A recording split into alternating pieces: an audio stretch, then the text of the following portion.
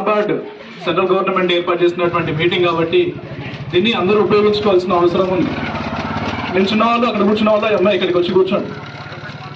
పెద్ద మనిషి రండి, ఇక్కడికి రండి, ఇక్కడ వచ్చి కూర్చోండి. కాదు, ఆంధ్ర నుంచి విజయవాడ నుంచి మనకు ఆర్థిక అక్షరాస్యత పైన అవగాహన కల్పించాలని చెప్పేసి వాళ్ళు ఎంత దూరం నుంచి వచ్చారు. ఎందుకు మరి మీటింగ్ ఎందుకు అని అంటే మనకు ఇంతకుముందు జమానా కాలంలో ఒక 10-12 సంవత్సరాల ముందు బ్యాంక్లో ఖాతా తీయాలంటే దానికి ఇంట్రడక్షన్ అని, జమానత్ అని వివిధ రకాల కండిషన్స్ ఉండేవి. అదే ఇప్పుడు మనం ఖాతా తీయాలంటే బ్యాంక్లో 0 ఖాతాలు కూడా ఇస్తున్నాం. ఇప్పుడు మనం గవర్నమెంట్ మనకు అట్లాంటి ఫెసిలిటీని అందించింది. అంతేనా కాదా? ఇంతకుముందు మనకు బ్యాంకులకు రాగానే ఒక భయంకర అంటే ఎవరిని కలవాలి, అక్కడ ఎవరు ఉన్నారు, వీళ్ళని కలవాలా, వాళ్ళని కలవాలా అనే ఒక టెన్షన్ వాతావరణం ఉండేది. ఇప్పుడు బ్యాంకుకి పోగానే నిదానంగా కూర్చోబెట్టి బ్యాంకులో పనిచేసి పంపించే పద్ధతి ఉన్నారు. ఇంతకుముందు ఒకప్పుడు బ్యాంకులో పోయి డబ్బులు పెట్టుకోవాలంటే భయపడి కుండలలో బస్తాలలో పెట్టి భూమి తవ్వి లోపల దాచిపెట్టుకునే వాళ్ళు. ఉద్యోగ ఖాతాలు కేవలం ఆధార్ కార్డు, పాన్ కార్డు, కేవలం ఆధార్ కార్డు ఉన్నా కానీ మినిమం కేవైసీ తోటి మనం ఎప్పుడు ఖాతాలు తీస్తాం. దానిలో మనం డబ్బులు కూడా మనం మినిమం బ్యాలెన్స్ మెయింటైన్ చేసుకుంటే సరిపోతుంది. ఇట్లాంటి సదవకాశాన్ని మనకు గవర్నమెంట్ అందిస్తాను. ఎందుకు?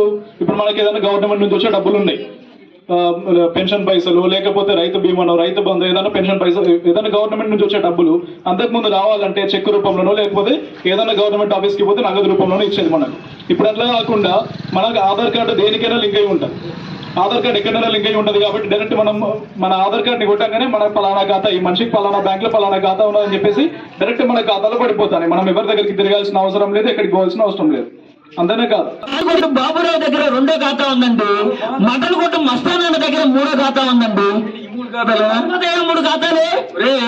ఈ ఖాతాలంటే ఇంకా ఈ గొప్ప గొప్ప ఖాతాలు చెప్తా అనుకుంటే మరి కొట్ల దగ్గర, ఫ్యాన్సీ షాపుల దగ్గర పెట్టామేమిట్రా? ఒరే, ఇవన్నీ కూడా క్షుద్రమైన ఖాతాలు. మనకు భద్రమైన ఖాతా, భరోసా కలిగి మరి అకౌంట్ ఉండాలిరా.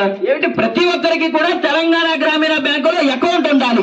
ఇప్పుడు అకౌంట్ తీసుకుంటామండి, దానివల్ల మాకు వచ్చే లాభాలు ఏంటి? దానివల్ల లాభం ఏమిటి అంటే ఈ రోజుల్లో మరి ప్రతి మనిషికి ఆధార్ కార్డు, రేషన్ కార్డు ఎంత ముఖ్యమో మరి మనకు తెలంగాణ గ్రామీణ బ్యాంకులో కూడా ఈ అకౌంట్ కూడా అంతే ముఖ్యం. మరి పేదల్లో రా పొత్తుల పనికితో వచ్చేది 500 రా, ఒక 200 ఇంట్లో ఖర్చులకు ఇస్తాం. మరి కష్టపడ్డాం కదా, సాయంత్రం పూట ఒక 200 పెట్టి క్వార్టర్ మందు తాగుతాం, మిగిలేదు 100 రూపాయలు. ఆ 100 రూపాయలతో ఏ ఇన్సూరెన్స్ కట్టగలం మేము? చూడారా, మరి ఇన్సూరెన్స్ పాలసీలు అంటే ఏ 20,000, 30,000, 40,000 అనుకుంటున్నారు. మరి అంతే కాదండి. మరి అదే ఇన్సూరెన్స్ పాలసీ ఏమిటంటే అదేనండి ప్రధానమంత్రి జీవన జ్యోతి బీమా యోజన పథకం.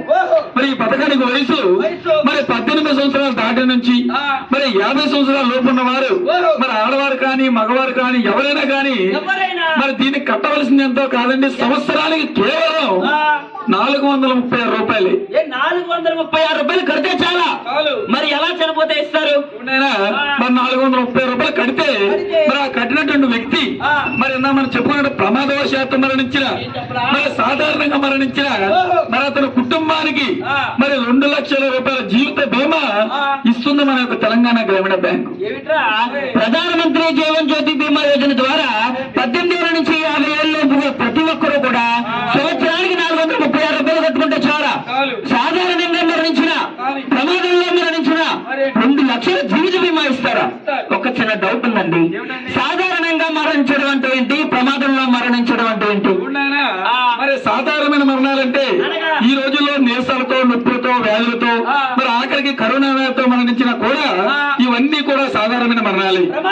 మరి ప్రమాదవశాత్తు మరణాలంటే అదేనండి ఈ రోజుల్లో రైతన్నలు పొలానికి వెళ్ళినప్పుడు మరి తేలో, పామో, జర్రా కుట్టి మరణించడం, మరి బైక్ యాక్సిడెంట్ లో మరణించడం, మరి కరెంట్ షాక్ ద్వారా మరణించడం. ఈ రోజుల్లో గౌడమ్మలు మరి కళ్ళు గీద్దామని తాడి చెట్లు ఎక్కుతుంటారు, మరి తాడి చెట్టు మీద నుంచి పడి మరణించిన మరి ఇవన్నీ కూడా మరి ప్రమాదవశాత్తు మరణాలే. మరి సాధారణంగా మరణించిన, మరి ప్రమాదవశాత్తు మరణించిన మరి అతని కుటుంబానికి మరి 2 లక్షల రూపాయల జీవిత బీమా ఇస్తుందయ్యా. మన అకౌంట్ లో ఉన్న డబ్బులన్నీ కూడా తీసేస్తారు. అది ఎలా తీస్తారు, ఏ విధంగా సైబర్ నేరాలు జరుగుతాయి అనేది ఒక చిన్న మ్యాజిక్ షో ద్వారా మనం తెలుసుకుందాం. ప్రతి ఒక్కరు కూడా మరి వీక్షించండి. దీన్ని చూస్తే మీ అందరికీ కూడా సైబర్ నేరాలు ఎలా జరుగుతాయి అనేది అర్థమైపోతుంది.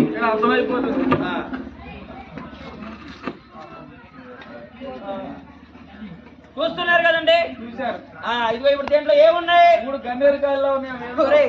అవి గన్నేరుకాయలు కాదు, మరి మామూలుగా 3 చెక్కలు పెట్టాం దీంట్లో. ఓహో. ఉదాహరణకి ఇది మన బ్యాంక్ అకౌంట్ అనుకోండి, అవును. దీంట్లో మన డబ్బులు ఉన్నాయి అనుకోండి. ఉన్నాయి. దీనికి మన బ్యాంక్ అకౌంట్ కి మన బ్యాంకు వాళ్ళు ఎంత జాగ్రత్త చేస్తారనేది ఒక చిన్న మ్యాజిక్ ద్వారా తెలుసుకుందాం. చూసుకుందాం. చూడండి, ఆ. బ్యాంక్ అయిపోయిన తర్వాత ఏం చేస్తారు? ఏం చేస్తారు? బ్యాంకుకు లాగరేస్తారు. చేశారు. ఇప్పుడు ఈ బ్యాంకుకు లాగరేసాం కదండి, అవును. ఇవి బయటకు వస్తాయా? రావు. ఏమంటే ముడేసాక బయటకు వస్తాయేవి? రావు. రావడానికి లేదు. లేదు. ఇలాగ మన బ్యాంకు వాళ్ళు యొక్క జాగ్రత్తే కాదు, ఆ. మన బ్యాంకు విషయాలంటే ఓయ్. మన అకౌంట్ గురించి ఎవరికీ చెప్పకుండా చాలా జాగ్రత్తగా ఉంచుతారు. ఉంచుతారు. అంటే ఓయ్. మన ఏటీఎం కార్డు విషయాలు కానివచ్చు, కానివచ్చు. లేదంటే ఆ. మన యొక్క బ్యాంక్ పుస్తకం వివరాలు కానివచ్చు, కానివచ్చు. ఎవ్వరికీ చెప్పకుండా ఇంత జాగ్రత్తగా ఉంచుతారు. ఉంచుతారు. ఇప్పుడు దీనికి ఎన్ని ముళ్ళు వేసామండి? అవును. 1 అవును. 2 3 4 5 6 7 ముళ్ళు వేసాం. అవును. ఈ 7 ముళ్ళకి బయటకు వస్తాయా? రావు. ఏం బాబాయ్ వస్తాయేమండి? రావులే. రావడానికి లేదు. అంటే మన బ్యాంకు వాళ్ళు ఉదాహరణకి మన అకౌంట్ కి ఎంత భద్రత కల్పిస్తారు. అవును. ఎంత భద్రత కల్పించినా గానీ కానీ అప్పుడప్పుడు మనకు ఫోన్ వస్తూ ఉంటుంది. ఏమిటది? ఏమండి, ఓయ్. నేను మీ బ్రాంచ్ మేనేజర్ మాట్లాడుతున్నాను. అవునా? మీ అకౌంట్ కి 2 లక్షల ఆఫర్ వచ్చిందండి. ఆ. మీకు ఆ. మీ ఫోన్ నెంబర్ కి ఒక చిన్న ఓటీపీ నెంబర్ పంపిస్తాం. ఆ. 4 నెంబర్లే వస్తాయి. అంతేనా? ఆ నెంబర్ చెప్పండి, చెప్తే చాలు. 2 లక్షలు వేస్తా ఉంటారు. ఏదో బాగుందిరా. ఇటువంటి ఫోన్ నాకేంటి రావురా? నీకు వస్తే ఏం చేస్తావు? ఏం చేసి ఏదో ఒకటి టక్కని చెప్పేస్తా. ఆ. 2 లక్షలు తీసుకొని ఇంట్లో పెట్టు. అంటే వాళ్ళు ఏమన్నా ఆస్తి రాగట్లేదు. మరి అంతే కదా. ఆ. మరి బ్రహ్మాండంగా ఉంది. అంటే చెప్పేస్తావు. చెప్పేస్తా. అలా చెప్పినమ్మటే ఓయ్. నీ అకౌంట్ లో ఉన్న డబ్బులన్నీ మాయం చేసేస్తారు. ఎలా పోతాయి? ఆ. బ్యాంక్ అకౌంట్ నా దగ్గర ఉంది. అవును. నా ఏటీఎం కార్డు నా దగ్గర ఉంది. అవును. నా ఫోన్ కూడా నా దగ్గర ఉంది. ఎలా పోతాయి? ఎలా పోతాయి? ఎలా? మన బ్యాంకు వాళ్ళు మన అకౌంట్ కి ఎంత జాగ్రత్త చూసుకున్నా గానీ కానీ మన ఓటీపీ నంబర్ చెప్పడం ద్వారా ఓయ్. మన అకౌంట్ లో డబ్బులు ఆ. ఇలా మాయమైపోతాయి. ఎలా ఇయ్యాలా? చూసారు కదండి. చూశాను. ఇలాగే ఎన్ని ముళ్ళు వేసినా గానీ మన బ్యాంకు వాళ్ళు ఎంత జాగ్రత్త చూసుకున్నా గానీ ఓహో. ఓటీపీ నంబర్ చెబితే అకౌంట్ లో ఉన్న డబ్బులు కూడా అలాగే మాయమైపోతాయి. కాబట్టి మన యొక్క ఓటీపీ నంబర్లు అనేది ఎవరికి చెప్పకుండా చాలా జాగ్రత్తగా ఉంటారని ఓయ్. మరి కోరుకుంటూ కోరుతూ మరి ఇంతవరకు కూడా మాకు ఈ అవకాశాన్ని